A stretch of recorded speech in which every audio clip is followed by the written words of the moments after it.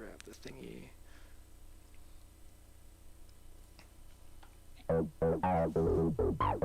Oh yeah. You know what time it is.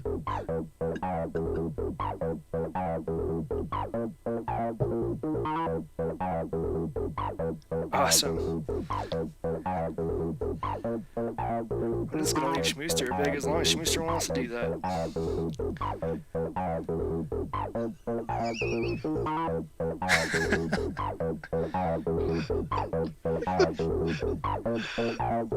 Glorious.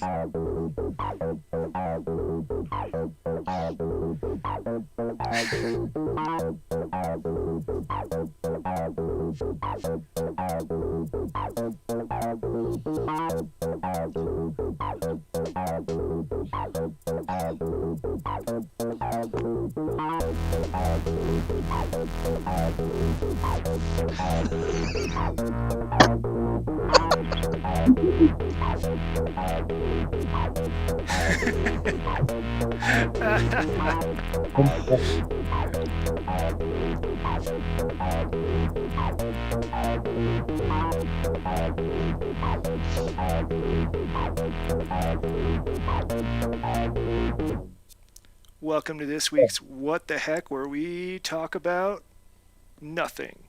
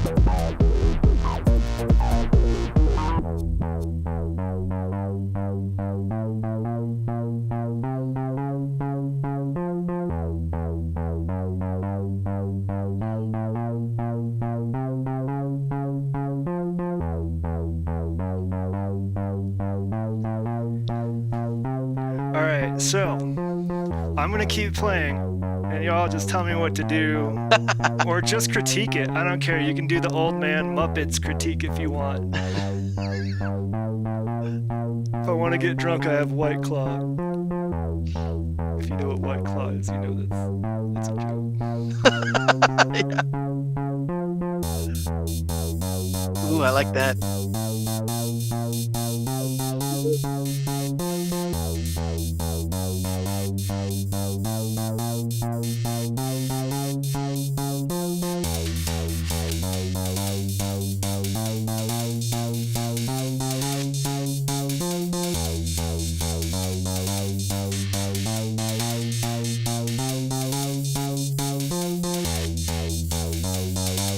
I feel like I shouldn't point out my own flaws, but I feel like every single track I write is a build-up.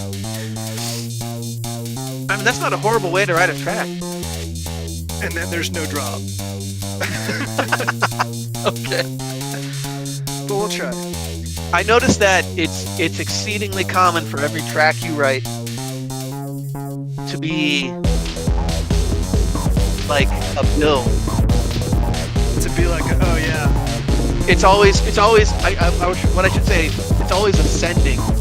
The music always goes up.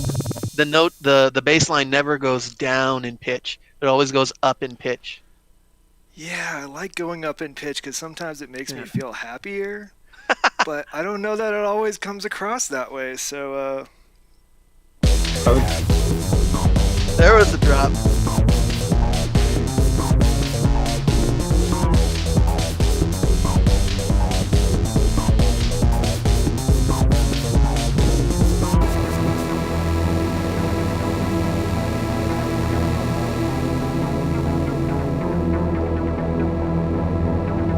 I apologize. I changed out my mixers 10 minutes ago.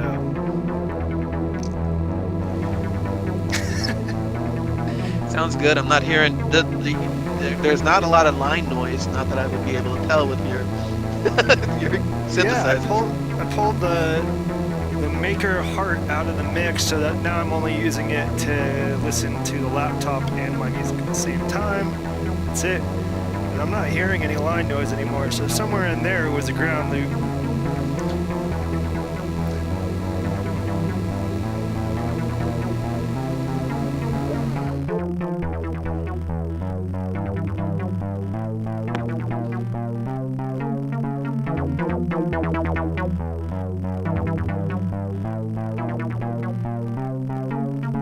Enthusiastic electrons with kind of a 3/4 rhyme there.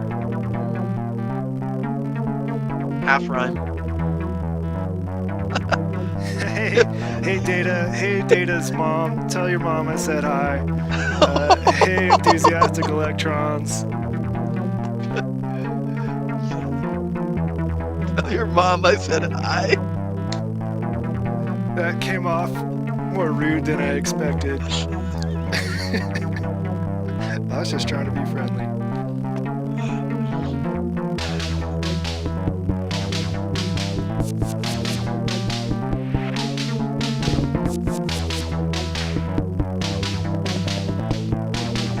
Yeah, it's a good track, Tim. Flight of the Conchords, Hip Hop Hippopotamus.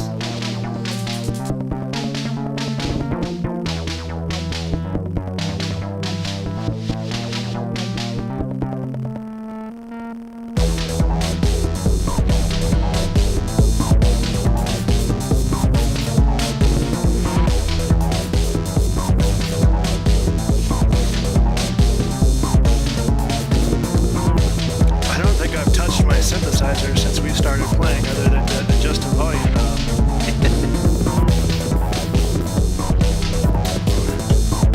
I might as well be playing an MP3 at this point.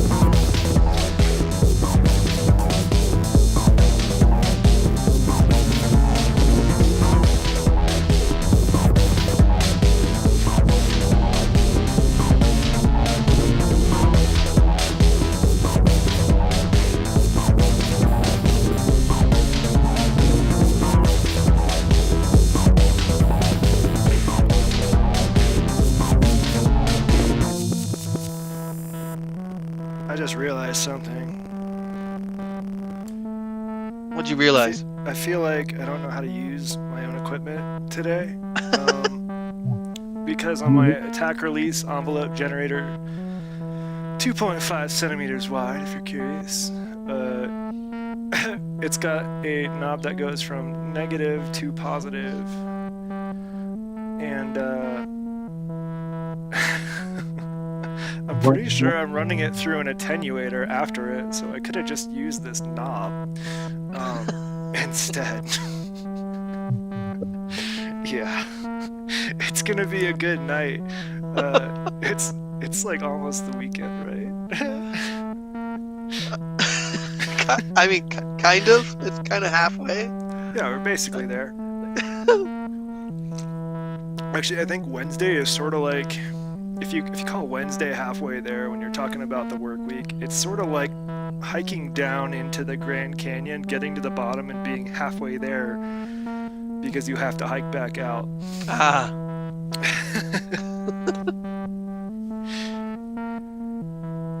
I like this. I like this stereo. That's the reason I replaced my whole mixer. Oh, there is stereo. Yeah, I hear it. Yeah, controlled by this little LFO.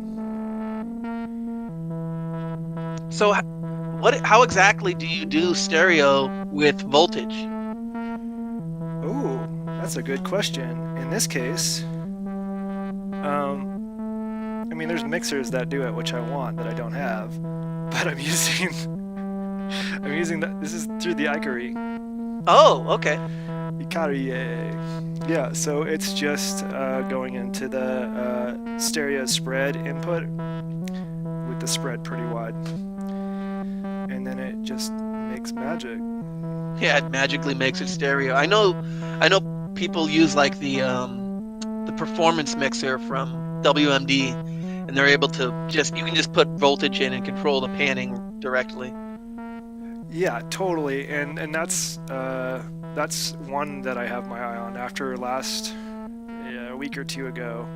You're silent, Schmooster. I don't know why.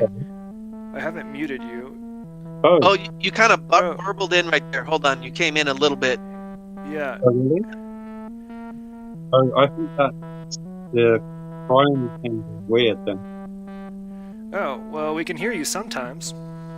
I'm going to have It's, to contribute through this mostly. it Yeah, does you can sound a use the little sign. muffled. It sounds a little muffled, or is that only me? It It's might be it's. my voice. Is there like a heater or something going on? It feels like audio compression is happening.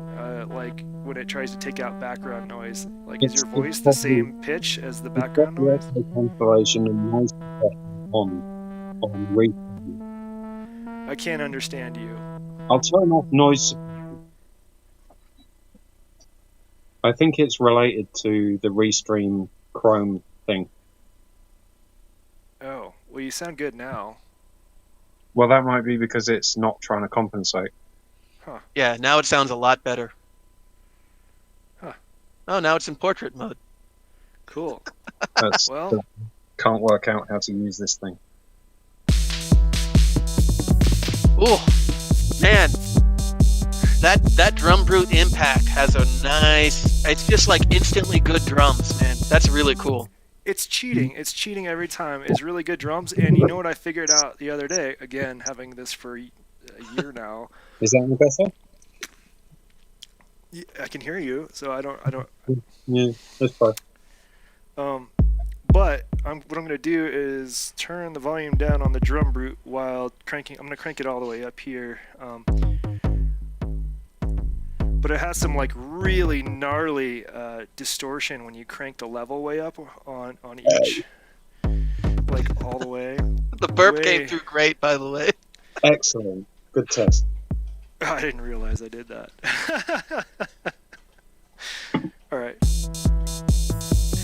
And I just can't stop using the data bender for this. One day I'll use it for something else, but Yeah, I hear it like reversing the sound sometimes. That's really cool. yeah, it's so cool with the drum.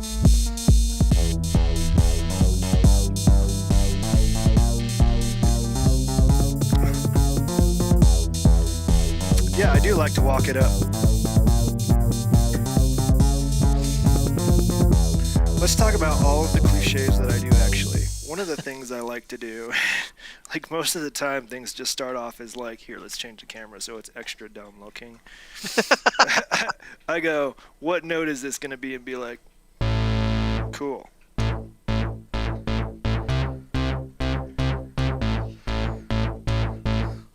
And that's like the whole riff. I just go that's from there. in the note of house, I think. What was that? That's in the note of house. A. You know, something like that. It's in Well, the note of Canada. Well, it kind of has that resonance that house music is kind of, it's kind of has that resonance bass thing that you, in fact, what is making that sound? What is that? This one, I happen to be on the bass, so I've got some resonance on. Usually with the bass, I don't, but this time I did. Oh, I love that. But with this one, with this bass, I love having two oscillators, one an octave higher. And when I'm really feeling it, what I'll do is I'll Make a pitch fifth. it up. Yeah, make a fifth. And then you get that, Yeah. really get that, like, if I turn on just a little bit of... Oh, man. Right, like you get like instant every David Guetta song. Like, Yeah. So that's whatever you only say. two oscillators, and they're just, they both are going through they have their own filter as well? No, it's through a single filter. The MS-20 filter is mixing them, and they're both going through the same filter. So there's not a ton going on there through an ADSR. Both pulse width, I believe. I did have this one on triangle for a while, but I like them both with pulse width modulation. It gets a little gnarlier sometimes. Yeah.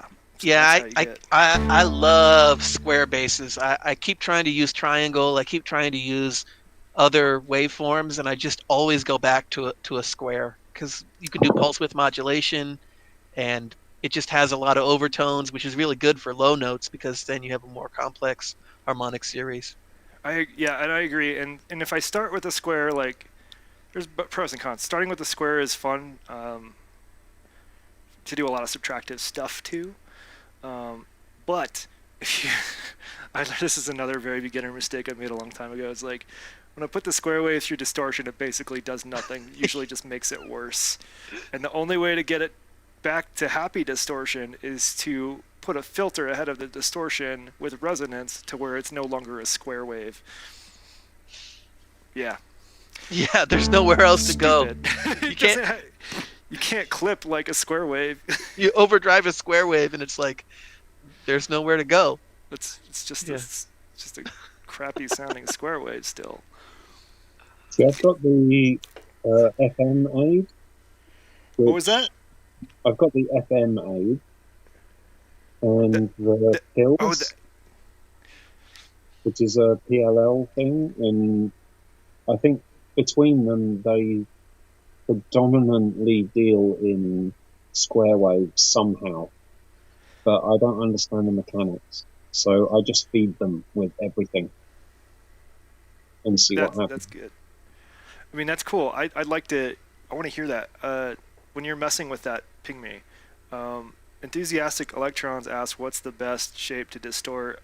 I think I know the answer to it, but I want to hear it from an expert. So, Robbie, you're up.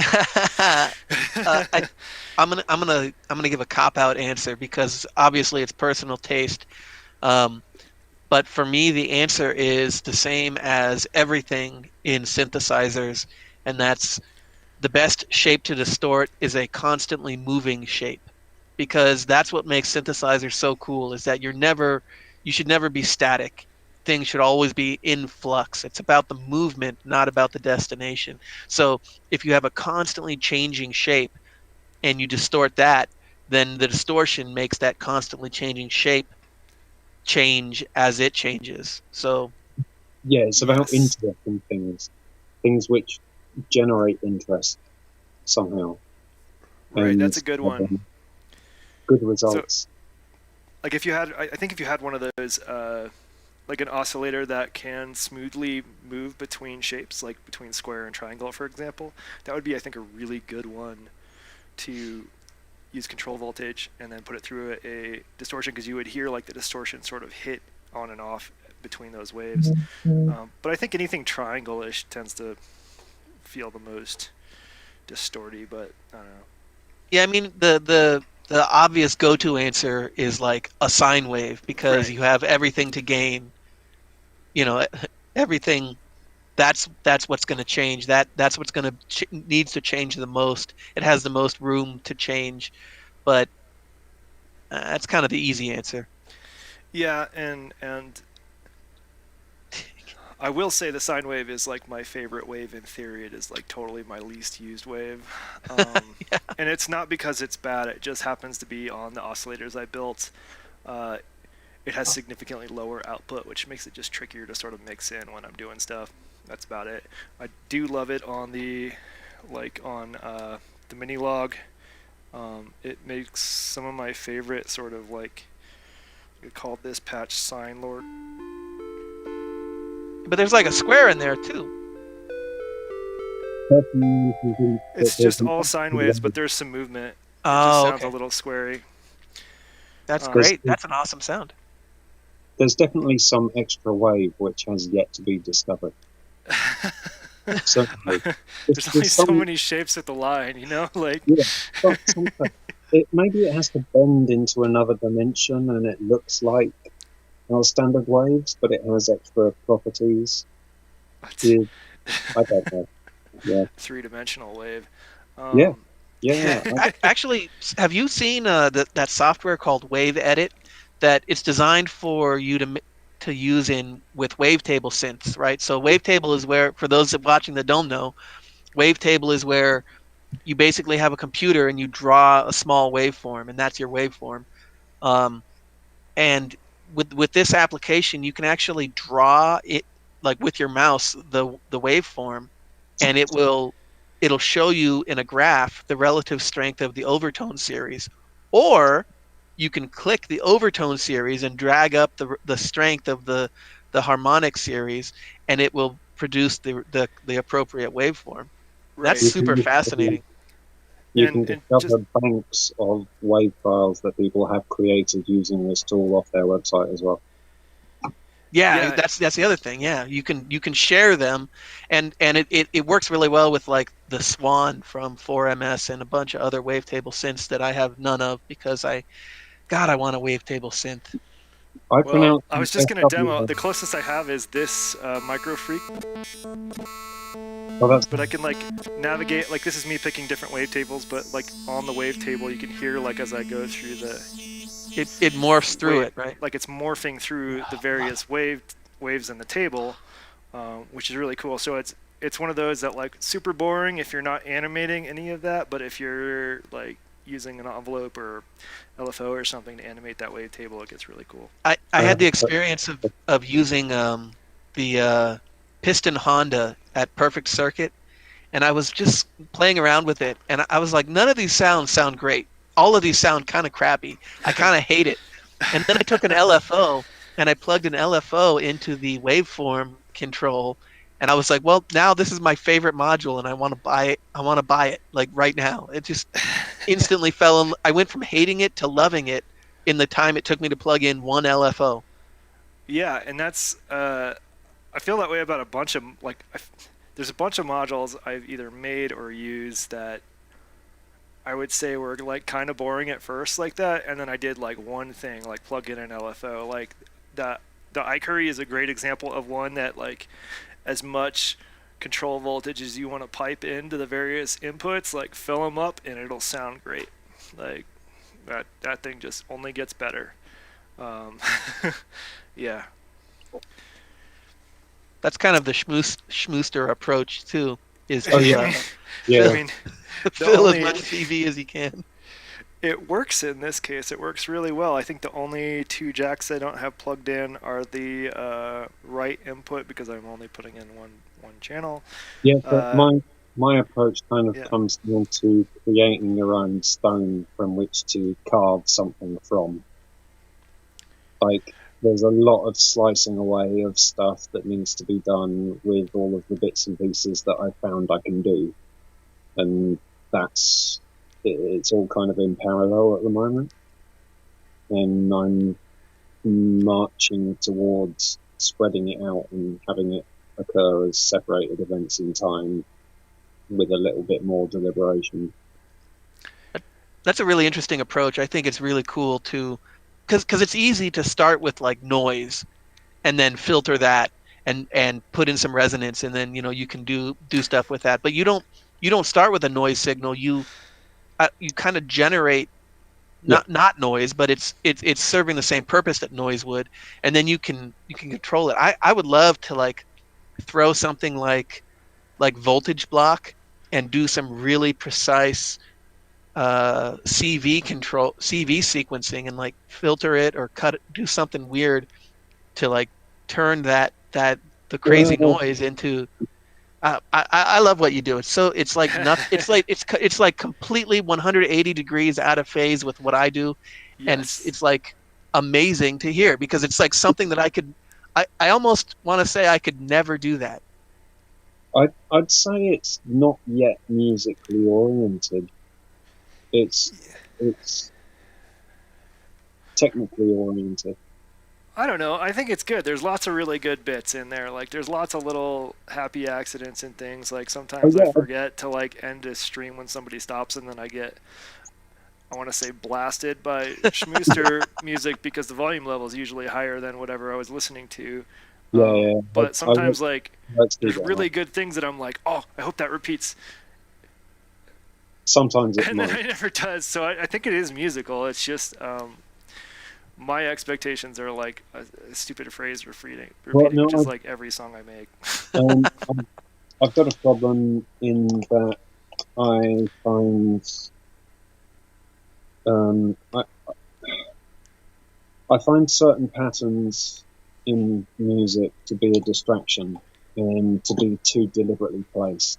And when I start to detect those in what I consider to be my background music, and it catches my attention too much, then I want to kind of suppress that and work out how to get rid of it somehow.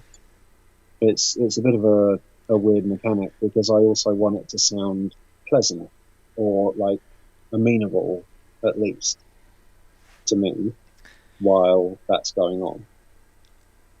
But it's mostly like, if I detect repetition, then I'll be like, oh shit, what's gone wrong there?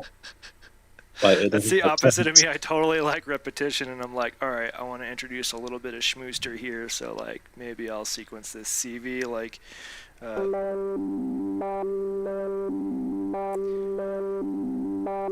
Right. But see, Like, that already sounds like a yeah, groove. That already yeah, has a groove to it, and yeah. that's so you've already disqualified yourself. I know, but that's my like dipping my toe in the water. I don't like too much chaos Well, outside of my cable pile. I don't really use. I think at the moment I don't use anything random, apart from a bunch of, maybe there's some random stuff happening on the nerd seat, but I try and avoid deliberate random stuff, and try and have it all related somehow to each other, even if it's like a pitch controlling the wrong thing, whatever. Yeah. Yeah, that's one of the things I really love Logic modules for, is because they kind of give you I don't want to say random, but it kind of serves the purpose of random, but Yeah. it's like a LFSR kind of random where um, it's a it's a predictable pattern of random, and then when you change your sequence or you change the voltage into your logic module, you get a different pattern out, but it's always related to the pattern in, and there's just something fascinating about doing something like that. Relative The randomness, that's a good way to describe it. Yeah. Yeah, the relative randomness. My favorite is decorative randomness. So like the drums are the perfect example with the data bender, where like I don't know what it's gonna do. It never does it the same, but it's good enough. Like it just feels decorative. It's not changing things. It's just like adding some sparkle. My usual use of random is I use it on I set notes so that they don't always trigger, but only some notes. Like I did a reggae kind of a dub reggae track a week ago, and I particularly picked notes, and I gave them kind of a low probability of triggering, right. um, so that it kind of gives it a unique vibe every time. Like the guy laid back and didn't play the one note, or it's kind of a Miles Davis kind of minimalism thing, but that's not really that's not really randomness as much as it's like a super controlled form of randomness. Well, there's there's a lot of context where that is put in place by a given module, and it works really well. It's constrained randomness, and there's nothing wrong with doing things that way. Like, it makes good sense, because unconstrained randomness is, white noise. Right, that's exactly right. There's an interesting. I think it's interesting that there's a lot, like on one end of the spectrum, you've got these real, what do they call it? What's the word? Strophic or whatever? When a song has like a chorus, verse structure, and that's distinct from like through composed, where it never repeats and there's never a verse or a chorus. Um, and but that's still very musical. And then there's a long way to go until you get to like white noise, which is just complete randomness, never, just completely unpredictable randomness. Um, but it's interesting that there's so much variety within that, and some of us are far on one end of the spectrum, and some of us are more on the other end. Oh, so my hang on, we swapped places. That's strange. And we Well, can't.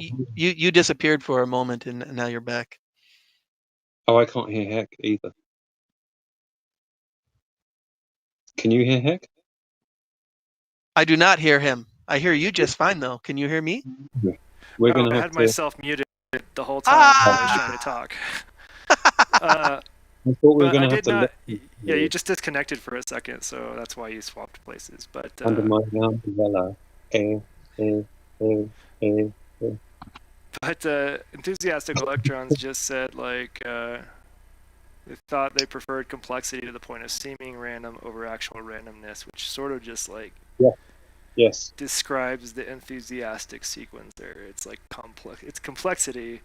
It's not random, but it feels very random when you're just listening to it. So my case was supposed to be like a full-on live case.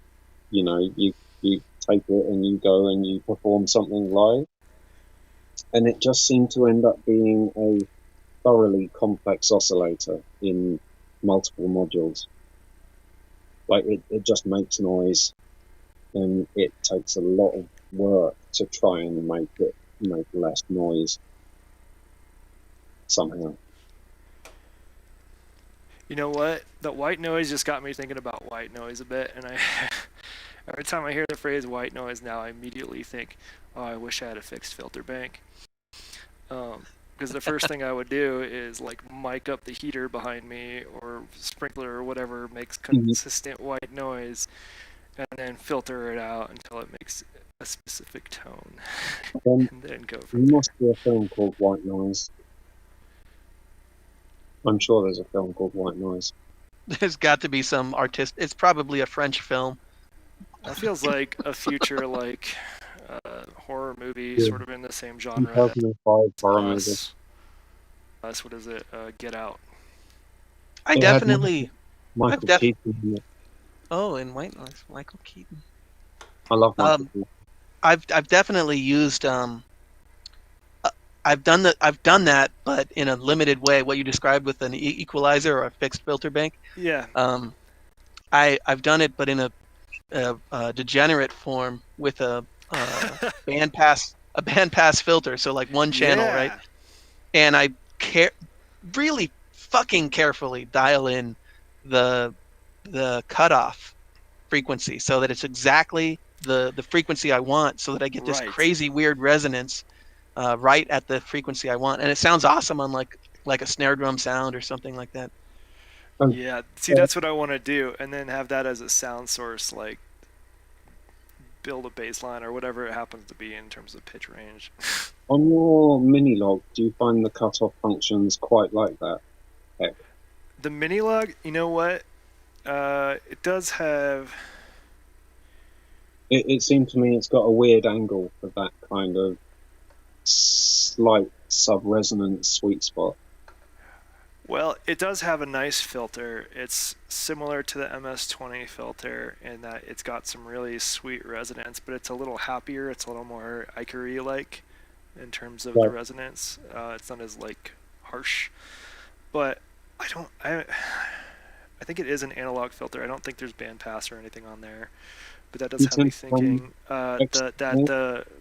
the Micro Freak has a bandpass filter that I haven't messed with, so maybe I'll take a stab at pulling a Robbie on that one, because I can pipe in audio through it now, I believe, with some of the newer firmware. I think I can run it through the filter, which would do the trick. I would love something which you can give like one input and get 3-band output and change the spacing of the 2 bands between them and have that. I think that exists. I remember seeing it, but I can't remember who made it. It was a DivKid video, and he demonstrated this module, and it was like 3 filters in one. Oh, was it Draw Analog? Maybe? It's not a stereo dipole, I don't think. I can't recall. I have no idea. I know nothing of fixed filter banks other than I've ogled some test equipment that's out of my price range. That's about it. Yeah. Well, I guess I could do it in Ableton or something, but I guess on this area the SMR's relevant, although the lack of the lack of obvious cut-off resonance is a little bit weird. If there was an obvious cut-off on the SMR, then like I'd feel more confident talking to people about it as a filter. But yeah, it doesn't drive in the same way. it needs resonance, in my opinion, or I'm not gonna buy it. Resonance, that gets a little crazy. Again, I love the MS-10s. Resonance.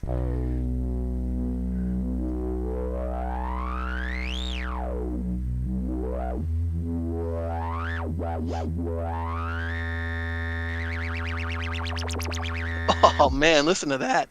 Yeah. I love it when it just does that wah wah wah wah wah wah wah spaceship It's so good. noise. Yeah. It's so good. Yeah, I honestly, that's like the main reason I will never part with this is the filter. Like, the oscillators are fine, but the filter is magic. Yeah. So I know. I was thinking about the put one audio in and then get three things out at different frequencies, and I know. So this is something else. This isn't the filter I was thinking of, but I know Noise Engineering makes a distortion unit called the Seca-Ruina. And the Seca-Ruina does, you put one input in and you get a high, mid, and low output, and then you can control the drive individually. You can control the distortion individually on high, mid, and low. Interesting. Yeah, that's a good analog. That's pretty good. Yeah, that's interesting. I'm like trying to think of creative ways to do it other than like mult an oscillator. Well, I mean that's like the Yeah. basic version of it, but the whole point is that you would control the drive with CV for Right. each one individually, and now you've got this super animated, interesting waveform doing all kinds of craziness. Yeah, that'd be fun to play with. That's one of those things that I'd love to just try, like for a couple weeks to see if I liked, and then buy it. I guess VCV Rack's perfect for that. If I can find something similar there. Did you guys have a phase where you weren't using sequencers much, and then you did use sequencers more, and you had to adapt your routines so that you had separated out voices and not a complex mishmash of stuff? Did you, or do you follow either track specifically? Am I speaking words? I can answer that. No, I haven't, because I have mostly used sequencers. The closest to that I've come is like when I switch sequencers and it's an entirely different workflow. But I tend to use sequencers for everything. So when you consider your work, are you thinking in terms of a distinct bunch of voices which are essentially separate and maybe mixed somewhere down the line, but they do their own thing and they're not really connected except by how you tell them to be connected up front from the sequencer? Yes, for the most part, with the exception being that I have the evil eye now up there. And that's an 8-step sequencer that is, other than it starts at the same time, is completely divorced from my main sequencer, and that just runs, so it sort of does its own thing. But on the same clock, right?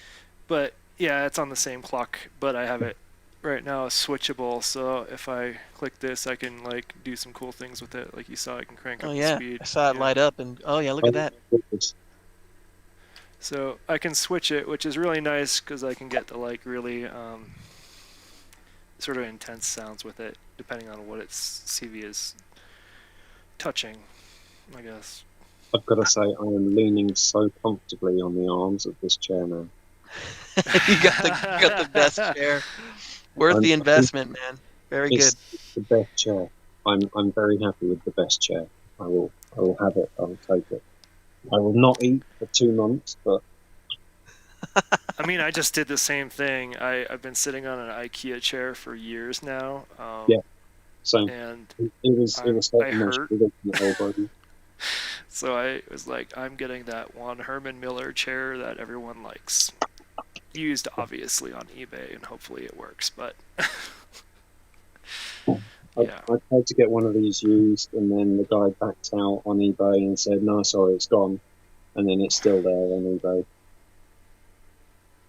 you got an old i7, but you don't use modules. That yeah, I actually haven't had a ton of luck on VCV. I do have a new work computer that I might try it on, but I'll be talking to them first before I do that, because it's got the M1 chip, and that so far everything M1 has flown on that machine.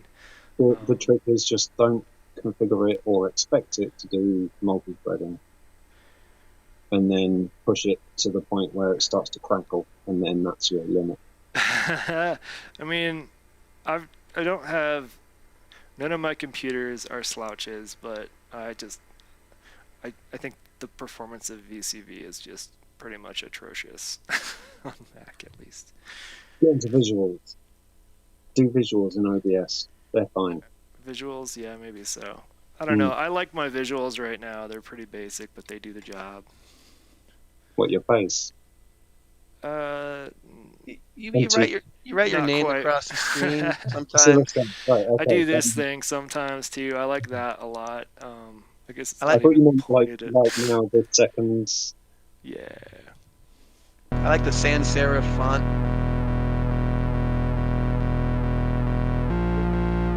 Wow, that sounds terrible. I mean, it's not terrible. It kind of sounds like,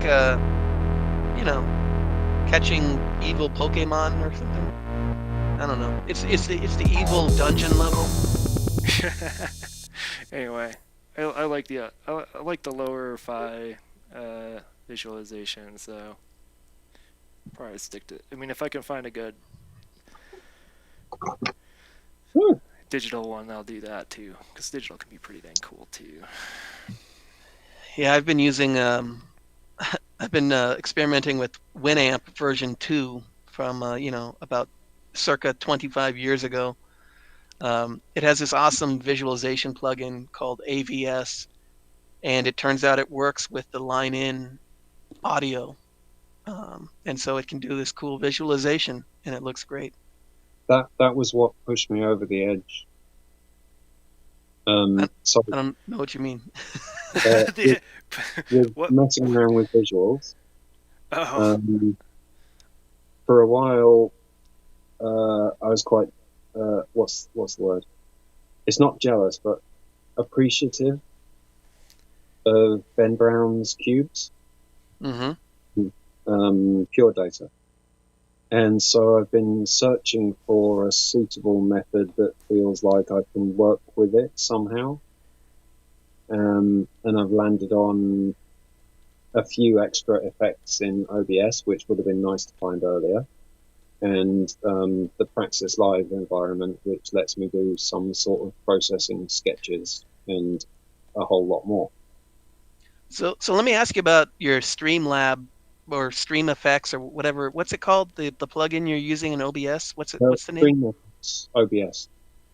And if you're on OS X, apparently you need 10.15 and you need the latest version 27 of OBS to be able to get Stream Effects working. I'm not on Mac. It's bleeding edge experimental style. I say bleeding edge. It's probably last year, but Let me look it up. Stream FX, right? Yeah. OBS Stream Effect. Yeah. So let me ask you this: Does that Stream Effects thing, does it respond to music in an interesting way, or is it just does it make pretty pictures and then all the music reactive stuff is programmed in that other application? There is a program plugin Python script called MIDI to OBS. There are also various OSC to OBS control script thingies. But the one I've landed on and the one I've configured the most is MIDI to OBS, mainly because it's got a generic control setting. So I can hop through each even if it's an undefined layer or source or whatever they're called. I can hop through each of those, find a recently changed parameter, tap in what MIDI control should affect that. It does a MIDI learn as well, and then run it from there. So MIDI to OBS gives control over parameters in OBS. Stream Effects happens to do some really nice things that OBS currently doesn't do. And it'd be really nice if they rolled them upstream when they were stable somehow. Shaders specifically. So I've ended up learning shaders a little bit, which is fun. Yeah. But it's not music. Ooh, that's a low one. Listen to that. Ooh, oh man, listen to that. The resonance on that is gnarly. Yeah, what the hell? There was a plan here, Robbie. What do you want? We've corrupted the thing with talking. What was that? We've corrupted the plan with talking. Yeah. It's all right. It's fine. It's a talk show. Accidents happen. Right, okay, go. Patch. Now, quickly, hurry. Right, no time for drink. Patch. What did you just do right there? What were you? Was that Ikari as well? No, that was all Cosmo. That is an MS-20 filter with the resonance cranked pretty high, as you pointed out. Hexmo. Outside of the filter, well, there's a couple of things going in the filter. One is a triangle wave, and one is a square wave an octave down, which normally sounds like, I guess, let's see, like this. Hold on. Yeah, kind of meh. But if I turn the resonance way up, and then I pipe it through distortion, which is where you get that sound, right? Because it's trying to do stuff. And then you get some serious saturation. I love that sound of that. That's fantastic.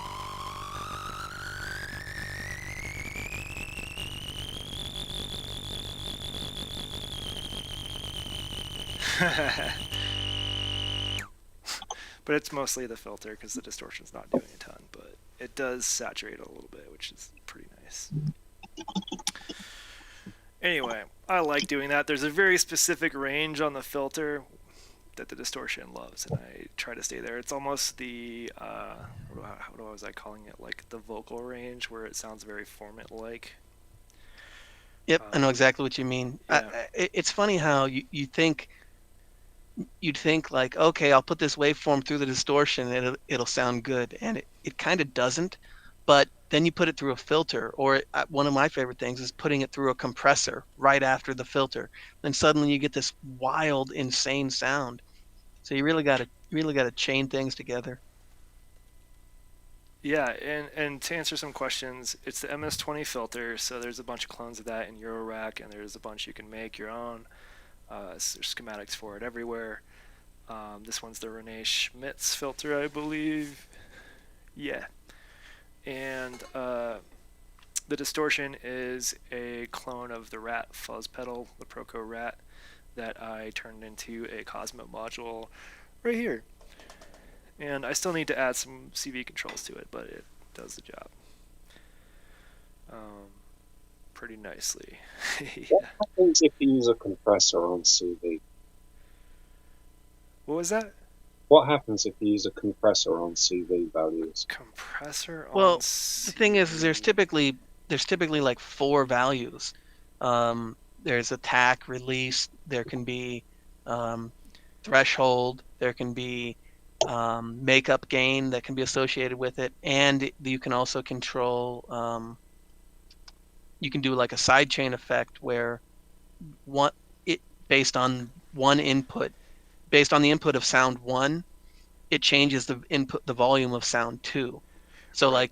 like I call it like the radio DJ effect, where suddenly the guy on the radio starts talking and the music in the background gets really, really quiet suddenly, but as soon as he stops talking, the music comes back up. That's Mhm. that's a compressor that's it's compressing the music based on the volume of his voice. Right, and that's similar to what a compressor will do, or an envelope generator will do to CV, I guess. An envelope generator to VCA or something, or a compressor. Yeah, that's what I'm doing up here. I have a it sounds awesome. To compressor. Yeah. What do you usually use that compressor for? Me? No, I don't. Sorry. I typically only use it for sidechaining things. Like I have this Deep Space Pulsar, which actually may be retiring soon to Reverb, even though I love the crap out of it. But the Endorphins Cockpit 2 has sort of replaced it. I'm gonna keep going with it for a while to make sure it's solid, but it's essentially my stereo mixer at this point, and compressor. So it does a really nice job of sidechaining to the point where it's like almost annoying, like if I crank up the sidechain too far, but it's really nice. Yeah, it's like it's definitely you don't want, like, it's just like anything, you don't want to overdo it because it gets annoying and ridiculous if you do it too much, but it's great. It's a great tool to have. I mean, it certainly sounds great, especially when you have some patches that have, I mean, the best thing is when you have a lot of bass going on, but you also have it like a kick drum sound. You can duck the bass every time the kick drum sound, and it punches right through the mix, and suddenly everything sounds great. Yep, I typically only compress bass level things, sometimes other stuff, but like or the Megadrone is a good example. Oh, listen to that. Oh my god, marry me. I love that sound.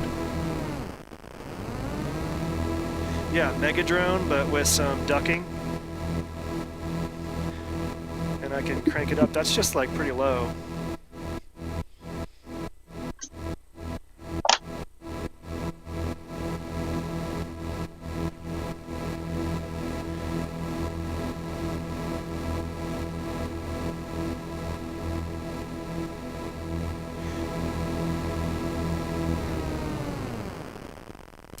Oh man, I love that. Megadrone, yeah, so that one I duck a lot. Anything that, like, anytime I have sort of a steady bass that's just held notes, I'll start ducking it at some point because it's a pretty cool effect. Yeah, I mean, it's either that or start putting envelopes into a VCA, but that's the same thing. You know, I've done that with my VCA, and I can do it. It just doesn't. It was very finicky when I did that. Like, it wasn't like if I bumped something wrong, it was really hard to get it into a good place quickly. So that's why I wanted a compressor that I couldn't mess up. The Megadrone is a 10 oscillator. It's just 10 oscillators actually, and there's it's here. I don't know if you'll be able to see any better on that. No, of course. Yeah, underneath all of these wires. What does from sound here like? to here is a 10 oscillator Megadrone, and each of them is individually tuned. It does have CV control, but because they're very basic oscillators and I have different capacitors in each one of those, they tune differently or at different rates, which means that when I have turned this master tune knob, you get the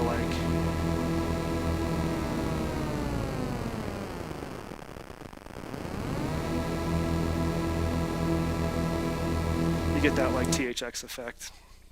So that's what's going on there. Where they all detune at different rates. Yeah. Yeah, I can't like change it to F really quickly. I have to go in and tune every single one to F or whatever. And yeah, I didn't invent it. It's a Look Mum No Computer module. Can you see who that detuned? 40 centimeters wide. Is that a CV detune or is that a dial only? It's just CV. It's voltage. It's voltage control for the pitch, but because of the way it works, because of the different, they all tune at different rates, or they all change their pitch at different rates with the same voltage. The detuning is a feature. Or tune. Yeah. Okay, right. I see. The detuning is like built into it. It's like almost the main feature. Like it's great for drones and stuff. Like that's my like I don't know. That's my like bagpipe sound. Like I put that to a single note and then I play sounds around it, kind of a thing. Because there's on the cycle box there's a mega feature, but it's sort of I think you turn up the ratio and it spreads the oscillators around the central point. Yes, and it works. It functions very similarly. So what I can do is I'll turn that knob, that main tune knob, down just a little bit to where you get halfway, and then I'll tune it, all 10 knobs, all 10 oscillators to a nice pitch there, and then it works in the same fashion where if I turn it one direction or the other, it'll spread those apart just a little bit or a lot. Okay. It's like the punk rock version of the ensemble oscillator. Yeah, yeah. I also built mine so that I could swap out the capacitors to different voltages, or different capacitance. Do you mean like hot swappable or? Yeah, I just trim the legs off the capacitor and plug it in and into. I used just some sockets that I had lying around per capacitor, so I can swap them out. And if I remember right, I don't know if I do, but I didn't like some of the higher ranges I had going, so I swapped out some of those for the capacitors that gave me a little more low Every stuff. single circuit board should be built that way. No, it shouldn't. I actually have to. Like it's like 8 screws or something to get out, maybe 6, something like that. But it's enough to be annoying because sometimes one gets loose, so I have them like sort of taped in extra, and there's still one that gets a little loose. So like I can hear it right away when I turn it on if it's loose, and I flick the board a few times, and then it like works. Very That's punk so rock. Cosmo. That's so Cosmo. I'm like, Cosmo AF. okay, good. It's good for the rest of the night. Sorry, you said annoying, and that reminded me. To be annoying. That's perfect. So yeah, what is this patch? What's the aim? What's the intent? What's happening? Yeah, so thinking about performing live, so it's a semi-perma patch at this point, but always optimizing. Does it give you the opportunity to flex all of the hex muscle? Yeah, I think everything in it is being used. So like, let's just go like.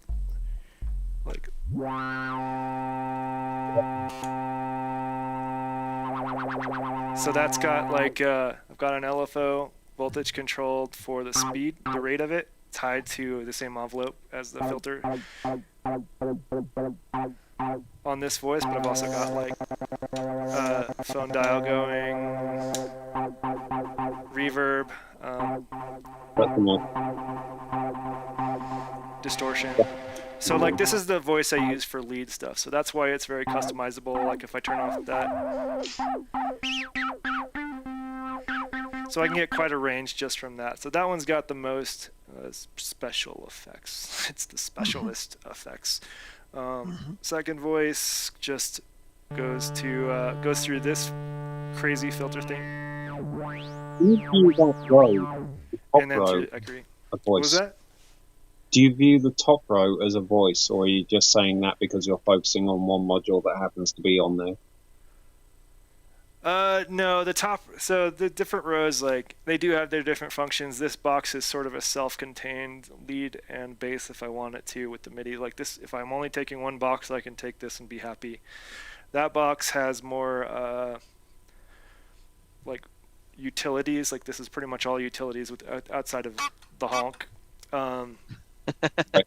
Utility honk. Yeah. The bottom row is sort of a mix of utility. Like those are like bonus features. So like I can do extra sick bass if I've got this available. You know, I've got more filters. I've also got my Eurorack section in there.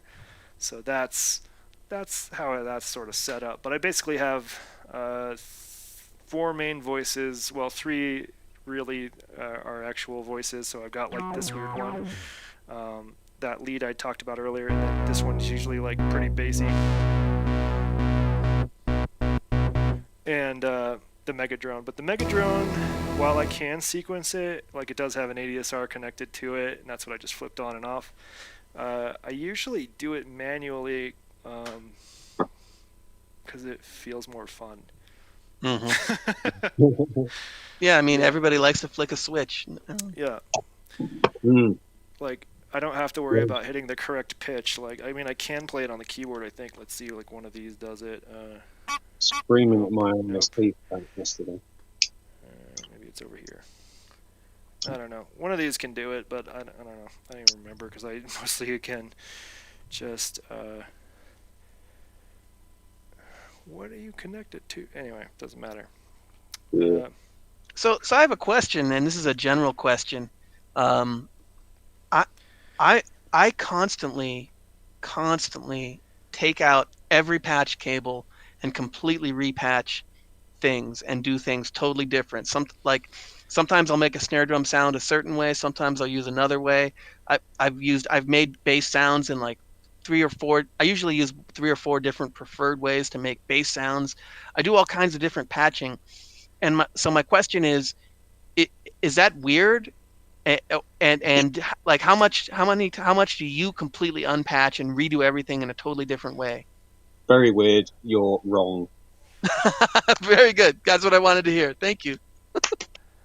Well, I'm also wrong. I'm also very weird and very wrong. I do unpatch quite often. I haven't recently for reasons that you're aware of. I'm trying to, hopefully, maybe one of us will actually get to play at that thing. But if not, the second I find out, there will be a live stream of me like hitting play on this and tearing everything apart. Not because I'm sad, because it's really fun to do. I think it is fun to pull all the cables out, and my lead I almost always patch at the same time, so it just means plugging them back in, but oh well. Sometimes I do weird stuff differently. I've got halfway the past few times I've tried that. I've gone and unplugged things like stoically from the bottom left, moving across to the bottom right, and then I've got up to the next level, and I'm like, hang on a minute, all the clocks are in place, how I will put them in place.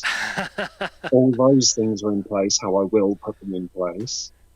I guess I don't think about that too much because of MIDI. Yeah. I'm just like, I'm not gonna unplug the MIDI cable that often because there's only one spot it goes.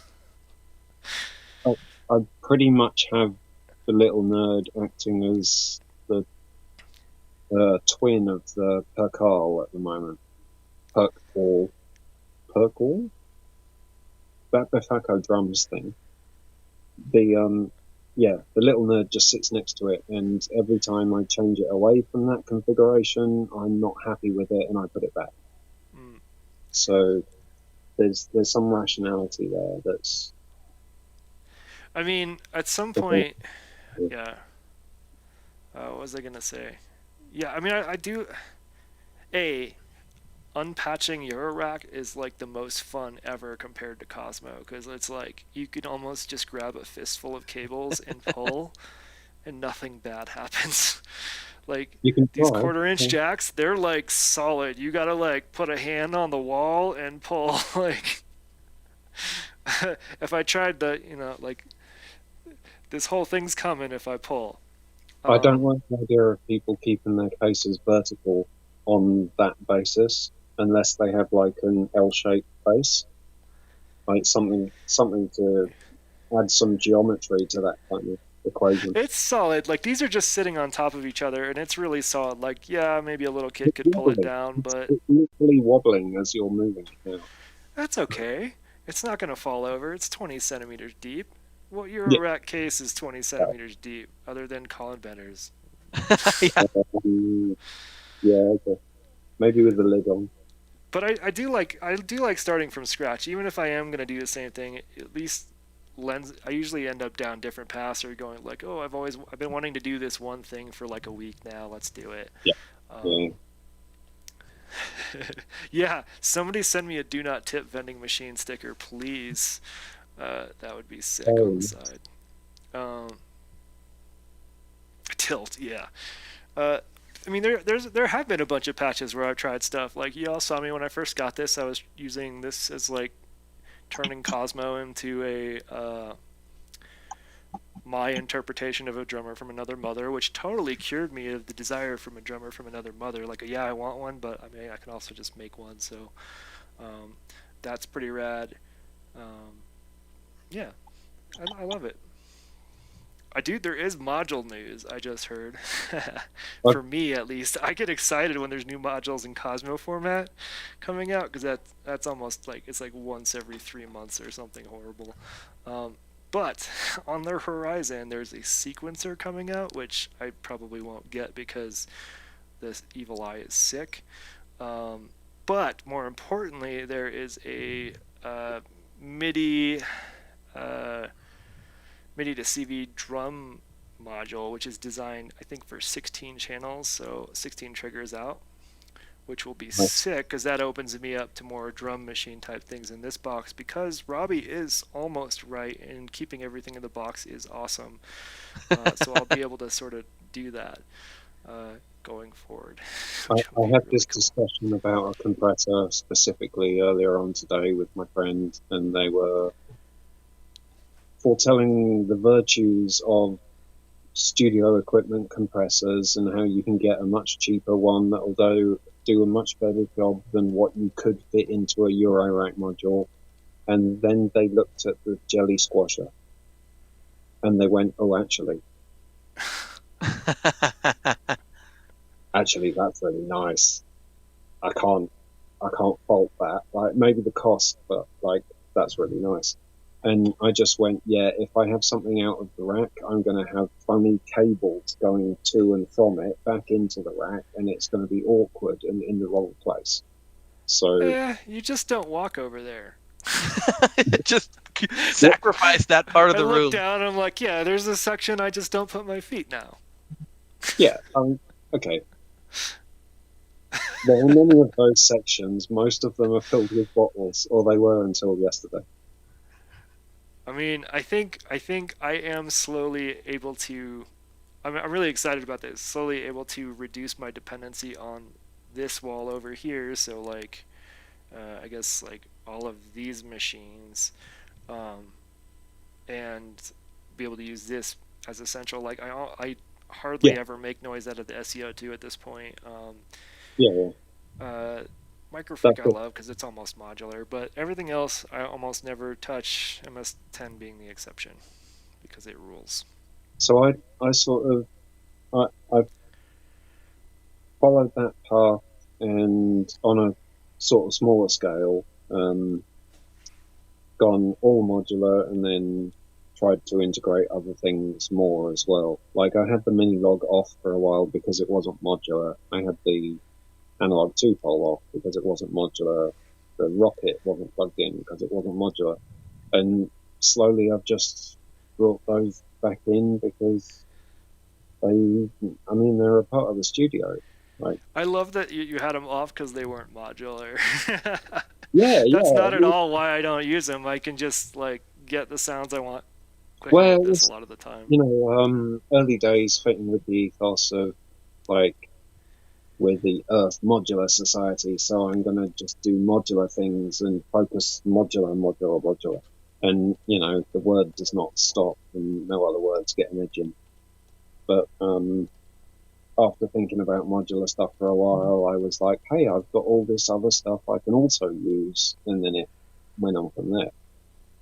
Um, I think Miles has got a really good approach in that his modular is a central, large, interesting, complex instrument, but it's an instrument in his array of instruments that he uses.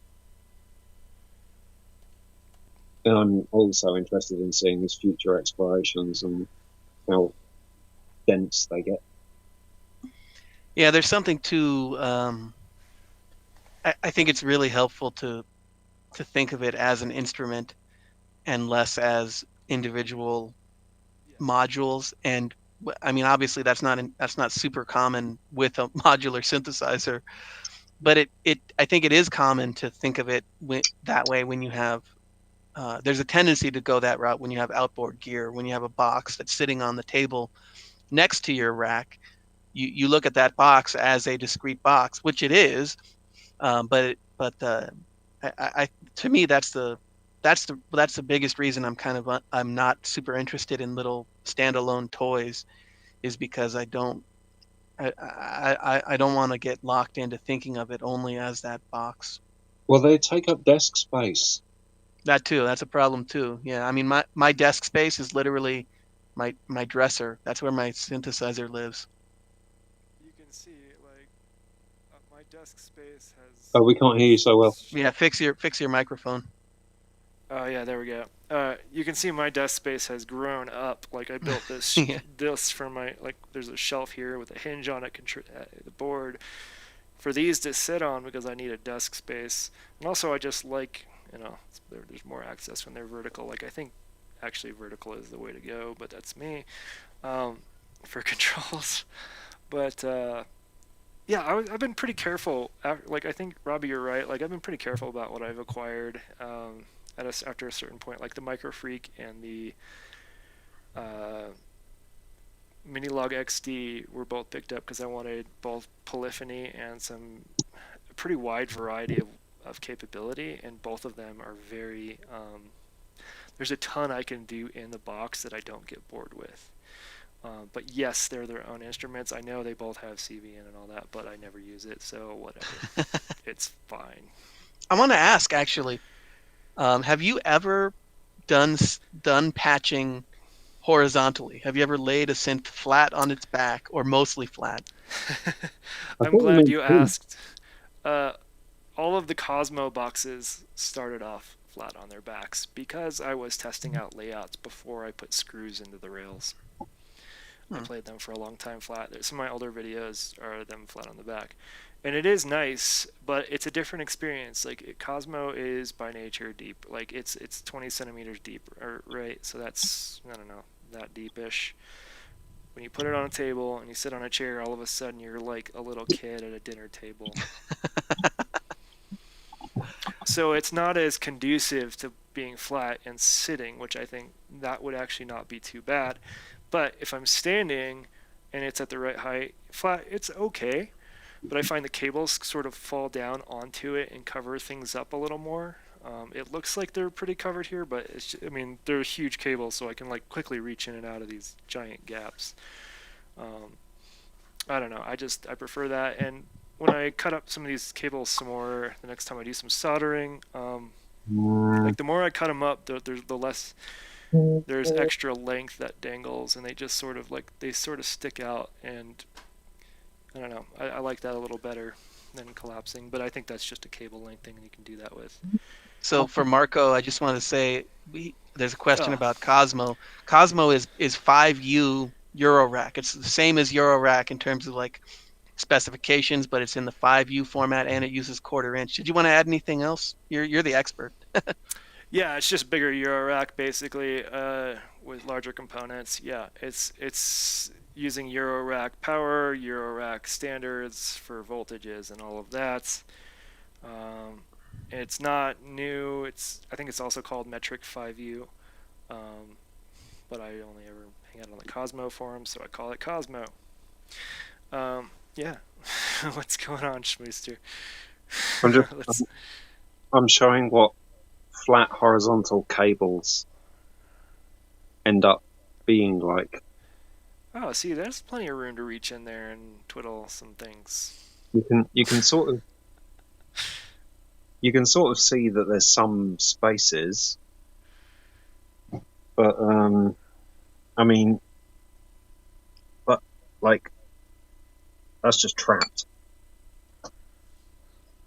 Yeah, it gets messy really quick. I have mine at probably a, I don't know, 30-degree angle. It's like angled up a little bit, but I've actually never done patching with my synthesizer vertical so that the cables would droop down with gravity. I've never done that, and I kind of want to try it out just to see if I hate it or It's not. Because it's yeah, try it. I mean, I actually hated standing at first to the point where I got this really nice cable stand chair. Well, it started out as a chair. Now it just holds cables. Because I wanted to try, sitting and playing, and I just at this scale, standing works. But I've also gotten really used to standing. It's a lot more fun for me. So, because like when I'm standing and I'm here, it's like music time. Let's go. I've got a standing mat, so my feet don't hurt. Yeah. So. And yeah, that's a rat's nest schmooster, but like kind of in a good way. I think it's awesome. That's an amazing amount of cables. Yeah. It's also hard to dance when you're sitting. I don't know. I kind of dance almost like, remember the Numa dude meme thing? Yeah, that's how I dance when I sit, and it's a lot of fun. It just looks goofy. It's fine. Yeah, I'm gonna go the camera. But yeah, I like standing. Yeah, I don't know that it's better or not. I was sort of forced to out of circumstances. Like I couldn't reach, like I'd be over here playing and sitting, and I just like need to reach that oscillator to tune it, and then it's like really awkward because I got to get off this tall stool and not knock things over. So Yeah, I'm considering looking into some kind of something like a music stand, but a music stand would be totally insufficient. But something like that to be able to a portable stand, so that if I ever have to bring it anywhere, let's say I'm performing modular on the spot in a park or something, and I need to be set up.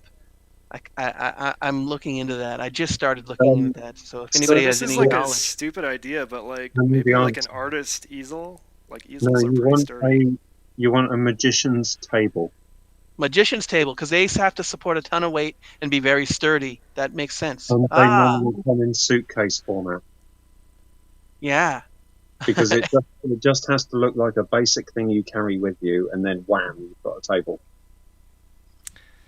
I suppose another thing I really liked about standing I'll find when I you a was link. watching folks on YouTube is I got a better, not always, but I usually got a better picture of what was going on because I could see the synth better. Like there's a bunch of performances that I think in my mind that like the videographer is doing their best, but like I don't care about the mountains. I want to know what the dude is doing, but their modular is horizontal, so like all you get are the cables sticking up, which I guess looks pretty cool, but you can't see anything. I don't know. So how would you? But the only way to fix that would be to tilt it towards the audience, or go back to the audience so that your backside is facing the audience, Right, and and they're that's how I looking at you. perform. Yeah, so if I perform someplace like Cosmo and my controls are going to be facing the audience, and I'm not, but I'm also in a position where I'm sequencing things, so like I can just turn around and talk or whatever, right? Like I don't have to be facing my instrument the whole time. So like I don't know, that's what I would do. And then I don't have to look at their faces when they're bored. Just like the internet. I forgot I was wearing this hat, or I'd be wearing a different hat right now. Different hats. Infinite. Right. Did you swap? No. I just didn't read that. Play facing. Yeah, I want to play facing away from the audience, but with like some sick visuals, like from the oscilloscope blasted everywhere. I don't know. That's my vision. Yeah, I mean, would you bring like a projector and then try to project it on something? Or... Yeah, it sort of depends on the scenario. If it's like a media, like if it's not a very dark room, which would be my preference, then I'm not gonna do any visuals because they just sort of look washed out, and I don't have the funds to carry like a very powerful, really bright projector, like the kind of projectors you need to make things crispy in like decently lit rooms, or even just a little bit lit, are pretty up there in price, power, expense. They're just too much. So it would have to be a pretty dark room. And they tend to be a little bit delicate as well. Yeah, they're very delicate because of the bulb is very sensitive. Yeah, Critter and Guitari have a sick visual box. Is that the IZ? I think it's the IZ. Oh, EYESY. Yeah. Yeah, that thing is really interesting. I think who has one? Somebody has one. Ooh, I just saw. It was. Is it CK Sample has one. Yeah, this guy right here has one, and you've seen a lot of those visuals. There's also that module. I'm totally forgetting the name of that does.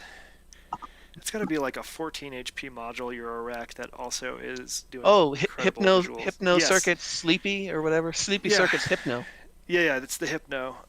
That one's Oh, also amazing. yeah. Yeah, I have my eye on lots of visual stuff. Uh, I haven't been satisfied with a lot of it. Part of it is because I would like a good, crappy old like CRT TV or monitor pipe it into to just add to that aesthetic that I like. But But that's a collector's item at this point. You want yeah, and RGB it's like somewhere. $60 in shipping on eBay or something. So like it'll be like $40 plus 60 to 80 bucks in shipping. I'm like, I don't know if I can afford like $120 Go old back into the CRT for past visual. and tell your parents not to throw that old TV out.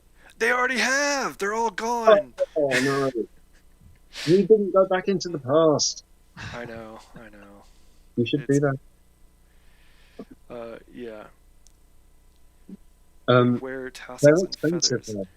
and they're different voltages, aren't they? Video.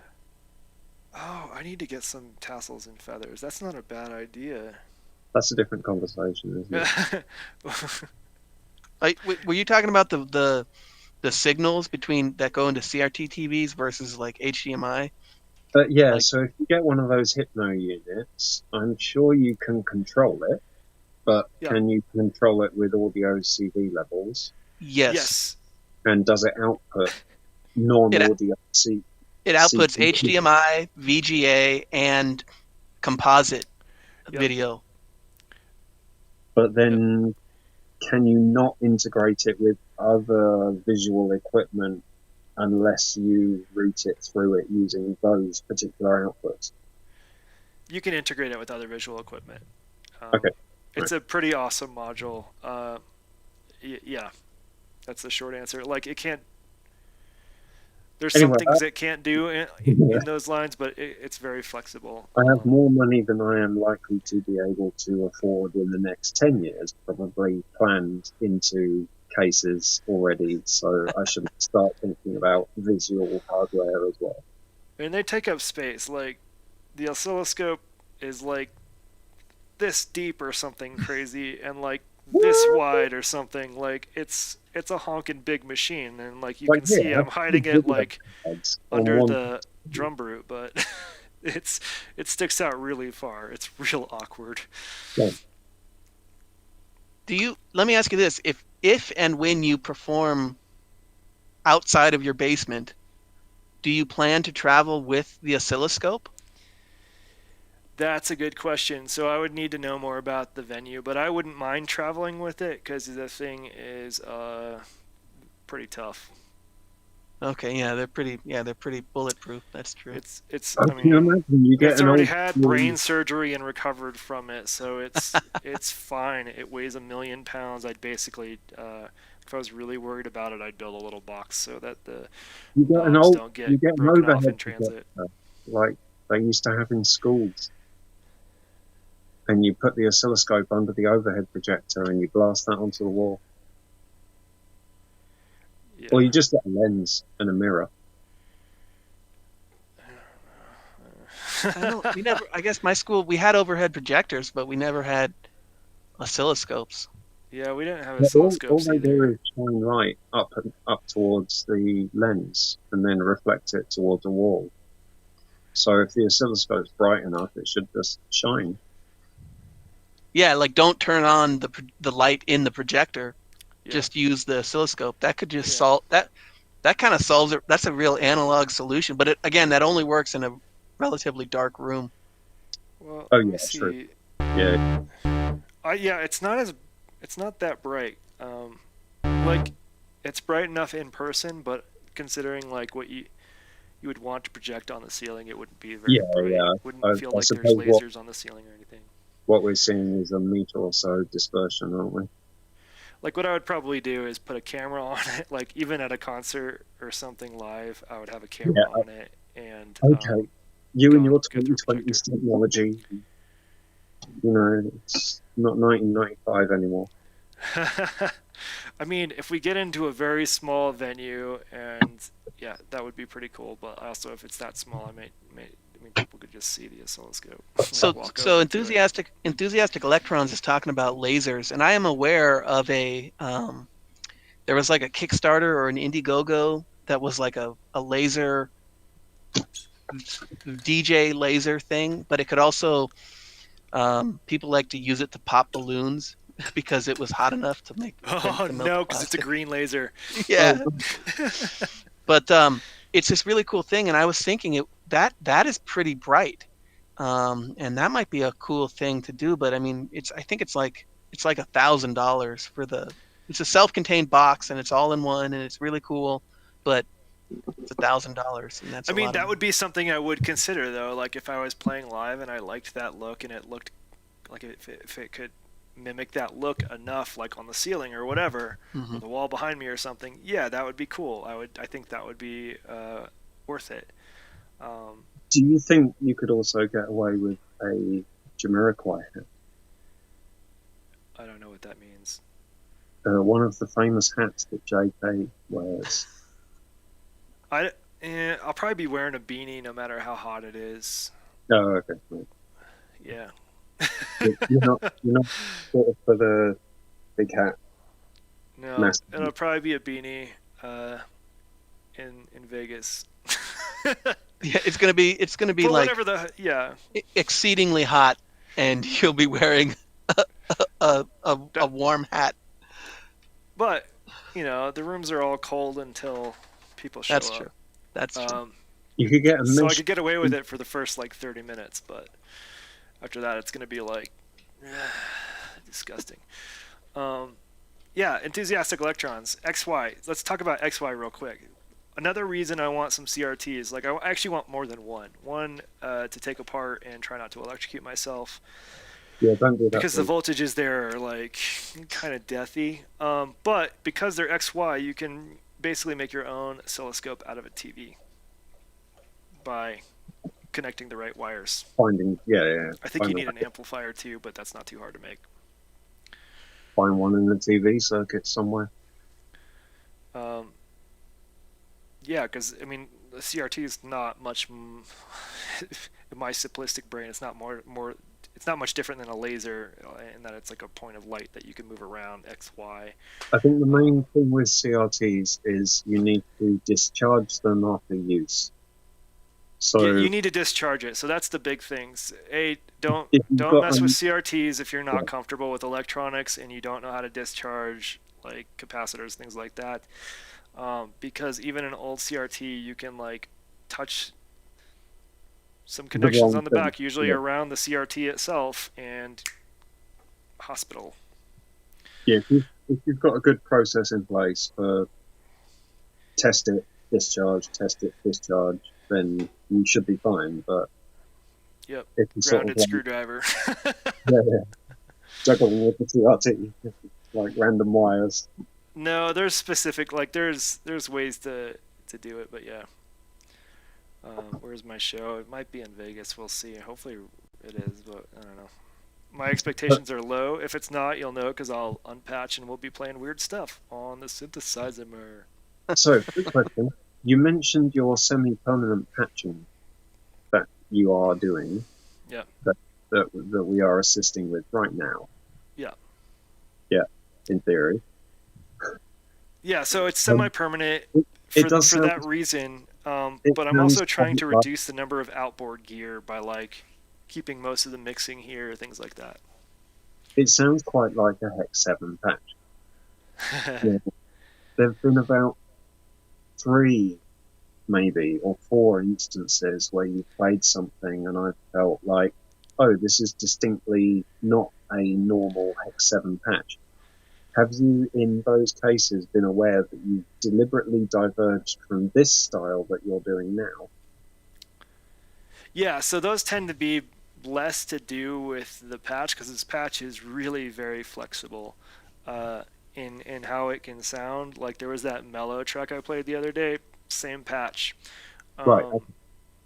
And it has more to do with what I'm sequencing and what I'm going for. So like if I don't want it to be harsh, I turn down the resonance. I use smoother sound sources, so maybe I'll use some really softened triangles or something. But like that's where you're getting that. A lot of it is sequence specific. If you lost the memory on one device, what would destroy the most? If I what? Is it the pyramid? So do you keep all your patterns in one place? Yeah, Okay. they're all in the pyramid for the most part, with the exception of the Evil Eye sequencer Right. because yeah, it's its own thing. Do you back up? Do you store them? Do you copy? Yeah, sort of. Like I back it up like once every like 3 months or something. It's like all the stuff is on an SD card. Like if I turn it off real quick. Well, actually, let Yeah, me right. save But if this. there's a, Save. if there's a hardware problem, in theory, you don't have much to track back. So if I turn this off, you can see somewhere around here. SD card, not too hard to Yeah, back up. And all the files are sort of named with the same. with the same. Oh, my internet's dodgy. It cut out for a minute. Yeah, Oh, but okay. I think we're back now. Oh, And no. but you're muted. Heck, X7 is silent. Yeah, yeah, yeah. I'll start talking. I'll let you know when we hear anything because we don't hear anything from your voice. Um, so I make a ton of sequences and I save none of them. Like I basically recreate from scratch sequences every time, and I don't have any saved on purpose. If there are any saved, um, it's not on purpose. Oh, man, the stream is falling apart.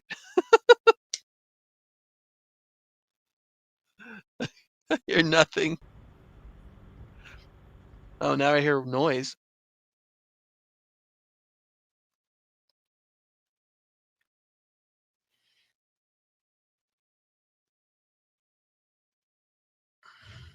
I'm gonna unplug this real Oh, quick and plug you're it back back. in. You're back. So You're back. yeah, but You're I'm using back. a different microphone. Oh, Hold on. When all else fails. Oh shoot. Assuming I can actually find the jack. There we go. Alright, so I'm back there. Let's check the audio and see. Hello. Yes, cool. We're back. Yeah? so yeah, you're back. Everything sounds great. Oh, and I Cool. hear that. Cool. So Marco asks, what sequencer does everyone use? I use something called the Erica Synth Black sequencer. This is the box for it. It has a jellyfish on it, which makes it really cool. And there's actually a jellyfish on the sequencer itself. I find that I'm always it's too late really with the camera. it's really cool because it replaced a lot of modules that I was using. I kind of miss using them, but I had a dedicated I had another sequencer and that could do some. It could generate. It was called Bloom, and it could generate sequences based on the notes you put in. Um, Yeah, and it's I the had qubit, right? the Qubit Yep. Bloom. I still love it. I don't think I'm ever going to sell it because it's fantastic. But and I also had a quantizer, um, and both of those functions really got replaced by the Erica Synth Black sequencer, because you can define your own scales, you can quantize things, you can adjust, you can transpose things on the fly, um, you can do all kinds of stuff, and the best part about the Black sequencer for me is that every note is there's 16 knobs on the front for the 16 notes, so the notes are instantly available and you can change and edit each note, the parameters for each note individually with all 16 knobs. So That's cool. that's my baby. Yeah, it's I think your love for it is similar to my fondness for the Squirt Pyramid. I wish some of the hardware was a little different, but it gets the job done. That's what's important. All right, I think it's. Oh, we've been going for a while. I'm gonna I just, call it. yeah, I just want to Oh, say real quick for Schmooster's representing XOR Electronics. He I know he's a big fan of Oh, yeah. NerdSeek. because he actually has my NerdSeek. Yeah, and your keyring is on my keyring, Oh, it's literally on your keyring. That's Yeah. cool. and that is some Dior silver, but that's more important. I like it. It went on there today. It fits, and it does not hurt me when I sit down, which is important for a keyring. Yeah, so sequencers like Erica Black seems to be really popular right now. I don't know if it's a phase, but it seems like a pretty awesome sequencer. It would be what I would be reaching for if I was going to get a sequencer for a Euro rack box. You want to get another second? But I quite like my pyramid. My stuff's already in it, and I've got a MIDI to CV, and I like MIDI. I like the pyramid specifically, not necessarily for Eurorack stuff, but because it can control an actual ton of different gear, and obviously it's something that I like. Well, So it's got a really good layout as well. Like, for what it contains, it's got a lot. And you'd be hard pushed to fit that in a reasonable size for Eurorack. And the Home tries, but it's really scaled down, kind of. you know what? I 100% bet this could be in the same footprint as the Endorphins ground control. Like it's really not that. There's actually less stuff on here than the ground control, so I think it could be done. Still not small. Yeah, it's awesome. I mean, I love it. I wish it had more CV outs and a little more control on how I could use them, but whatever. It's got like 64 channels of MIDI out or something crazy. 32 of those are hardware. The other 32 are USB. Maybe they're a Black's wider than the Pyramid, even. Like, not that they're comparable formats, but you mean the Endorphins? no, Erica Black, just because that was also held up on Robbie's corner and mentioned in the chat, and I just saw it. 2 SQ1s and a no control. The no control is sick. The SQ1s are pretty good, but I haven't tried them. I would love one at some point, but all right, I gotta go because I want to watch TV. Yeah, let's wrap it up. We've been going for a while. Thanks for watching, everybody. Yeah, this has been great. It was a really fun show. Yeah, I love you guys. Do you have your synth hooked up right now? Is that why you've got your headphone mic or no? I do, but it's not plugged into my computer, unfortunately. Okay, so I'm just gonna play us out. But I need someone to hold up the sign. That's I want the sign off. We need the sign. No. Wrong sign.